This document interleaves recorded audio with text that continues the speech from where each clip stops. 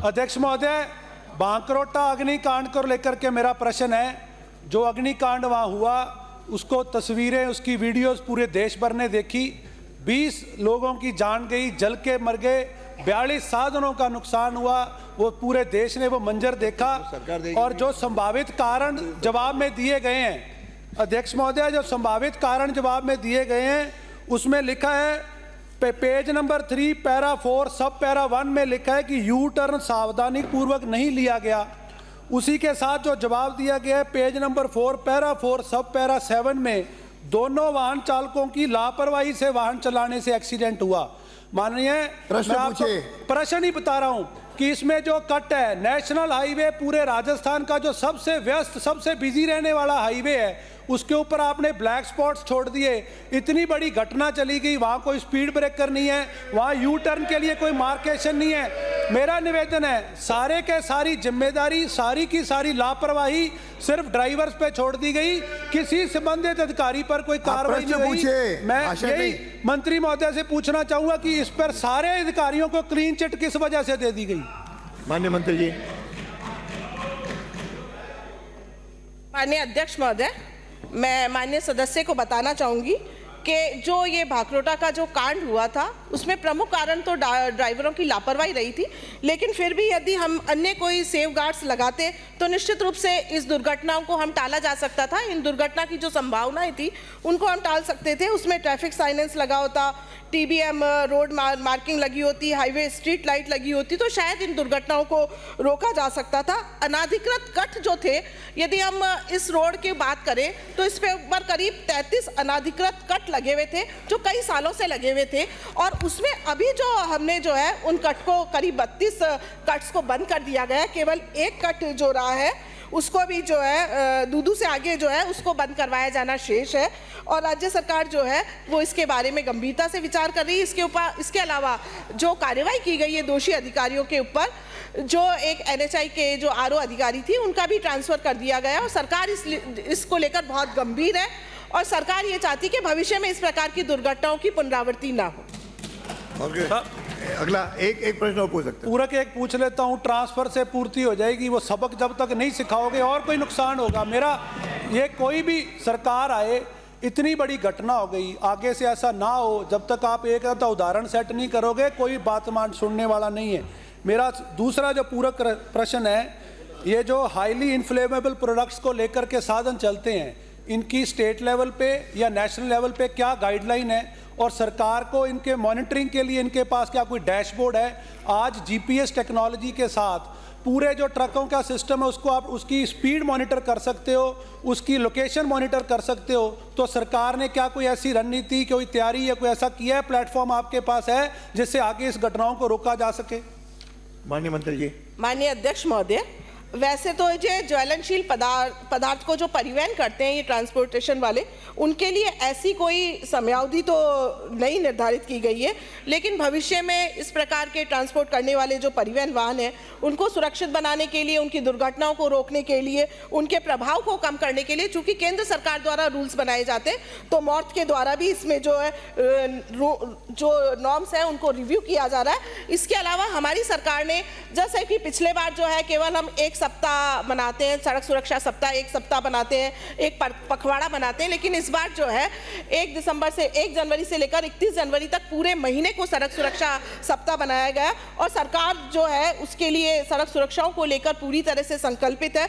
आगामी 10 वर्षों की भी इसमें कार्य योजनाएं बनाई गई है कि वर्ष 2030 तक 50% सड़क दुर्घटनाओं में कमी आए, और 2033 तक 75% सड़क दुर्घटनाओं में कमी आए। इसके लिए सड़क सुरक्षा ऑडिट का परीक्षण करवाया जा रहा है। सुरक्षा ऑडिट करवाना अनिवार्य कर दिया। IRAT से भी दुर्घटनाओं को रोकने के लिए उनके इंद्राज करने के सुनिश्चित किया जा रहा है। ITS प्रणाली को लागू किया जाता है। वेब पोर्टल का जो है लॉन्च कर दिया गया है। माय भारत पोर्टल को भी जो है अपलोड करना सुनिश्चित किया है। ब्लैक जो स्पोर्ट्स है उनके सुधारीकरण और निगरानी का भी कार्य किया जा रहा है। तो हमारी सरकार ने जो है आगामी वर्षों के लिए इस प्रकार की कोई दुर्घटनाएं न हो, तो दुर्घटनाओं को लेकर बहुत संवेदनशील है, और आने वाले समय में जो दुर्घटनाएं रेगुलर बढ़ रही है उनके ऊपर निश्चित रूप से जो है हमें इसमें कमी दिखाई देगी। अगला प्रश्न अध्यक्ष जी, हर प्रश्न में नहीं, 1 घंटे में 1 प्रश्न, 2 कोई बात नहीं। अधिकार हर प्रश्न में नहीं है,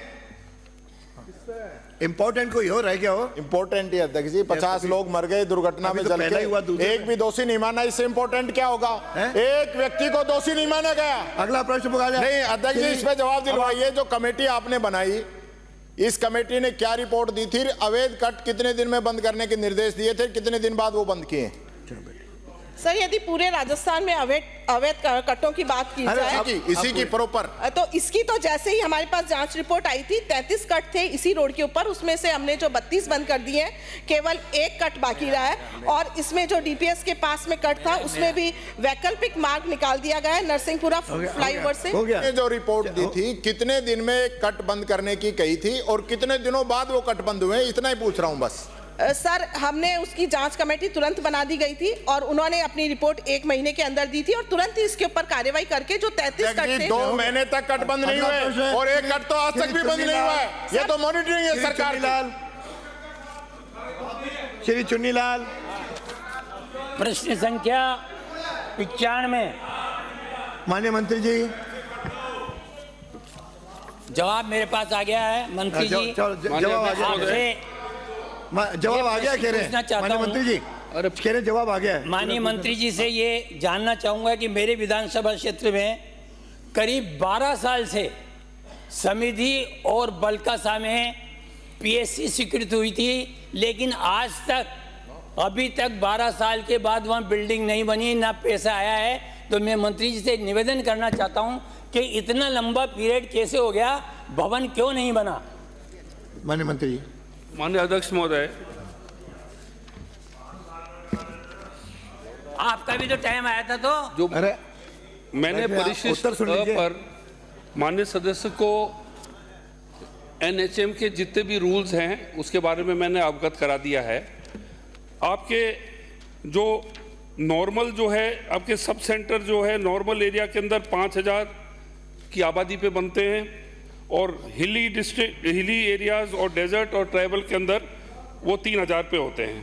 पीएचसी जो है वो 30,000 की आबादी पे होती है नॉर्मल में, और ये स्पेशल जो कैटेगरी है उसके अंदर होती है 20,000 पर।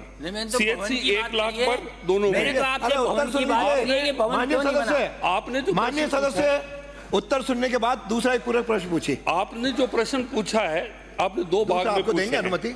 आपने कहा कि लाबान और पीपलिया और जैतपुर को जो है आप इनको आप अपग्रेड करेंगे कि नहीं करेंगे। दूसरा आपने जो पूछा है कि जो पीएचसी बड़ा खेड़ा है और झाली जी का बाराना है, उनको आप सीएचसी बनाएंगे। ये आपने दोनों प्रश्न 2 भाग में आपने पूछे हैं। जो नियम के अनुसार आपका जो केशव राव पाटन का जो पंचायत समिति है उसमें नियम अनुसार होनी चाहिए 7, आपकी पीएचसी आपकी हैं 8, परंतु जो नैनवा जो है आपकी पंचायत समिति, इसके अंदर आपकी गुंजाइश है कि पीपलिया या जैतपुर में से एक आपकी जो है अपग्रेड हो सकती है, जिसको हम इसको शीघ्र केंद्र से इसकी स्वीकृति लेके आपके लिए इसको अपग्रेड कर देंगे। मेरा दूसरा प्रश्न ये दूसरा है प्रश्न पूछो। कि मेरी विधानसभा में लाखेरी, केशवराय पाटन, इंदरगढ़ और करवर ये 4 सीएचसी है, लेकिन डॉक्टर्स की बहुत कमी है सर। केशवराय पाटन विधानसभा क्षेत्र में स्वीकृत पद हैं 9, लेकिन 5 ये 4 की कमी है और महिला डॉक्टर नहीं है। लाखेरी में 11 पदों की स्वीकृति है, 3 ही डॉक्टर हैं, 8 डॉक्टर्स की कमी है और महिला डॉक्टर नहीं है। ऐसे ही इंदरगढ़ में 6 डॉक्टर्स की पोस्ट है, 4 डॉक्टर है, 2 डॉक्टर कम है। तो वहाँ जो भी पीएचसी या पूरी बूंदी डिस्ट्रिक्ट में ये स्थिति है, डॉक्टर्स की बहुत कमी है। मैं आपसे निवेदन करना चाहूँगा कि जल्दी रिक्रूटमेंट करके और डॉक्टर्स की पोस्टिंग करके और इन जहाँ मैं कह रहा हूँ वहाँ महिला डॉक्टर की पोस्टिंग की जाए। माननीय अध्यक्ष महोदय, माननीय मंत्री जी। राजस्थान के इतिहास में पहली बारी चिकित्सा विभाग के अंदर लगभग 50,000 गैजेटेड और नॉन गैजेटेड ऑफिसर्स को हायर किया जा रहा है, जिसमें से 23,000 आ चुके हैं, जिसमें आपके ANM, nursing officers, lab technicians, assistant radiographers. और मैं इस सदन को ये अवगत कराना चाहूँगा कि हमने लगभग 85% जो एफआरयूज हैं हमने उनको भर दिया है। एफआरयू जब ही चलता है जब वहाँ पर बच्चों का डॉक्टर, एनेस्थेटिस्ट, और ये जो 3 डॉक्टर जो हैं, ऑर्थोपीडिक, एनेस्थेटिस्ट, बच्चों का डॉक्टर, ये जो होते हैं तो वो FRU चलता है, सब बंद पड़े हुए थे। ट्रॉमा सेंटर्स को भी हमने चालू कर दिया है।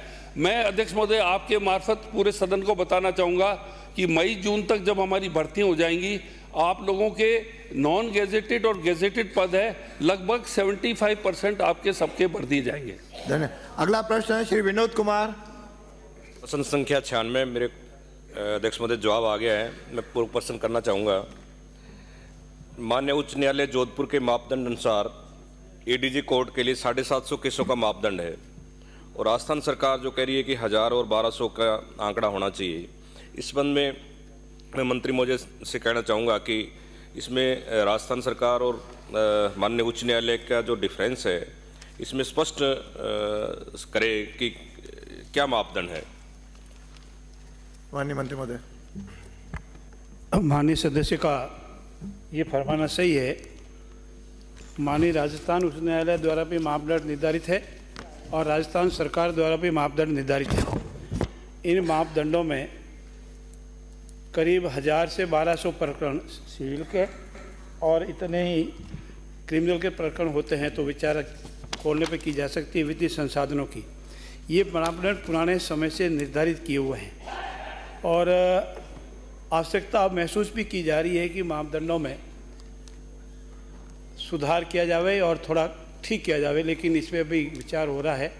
आपके क्षेत्र में चूँकि मामला हाईकोर्ट की कमेटी के पास में लंबित था, हाईकोर्ट की कमेटी ने उस पर निष्कर्ष दिया और वित्तीय संसाधनों की उपलब्धता के देखते हुए आपने जो अपनी मांग रखी है, अपने जनता की मांग रखी है, उस पर गंभीरता से विचार करें।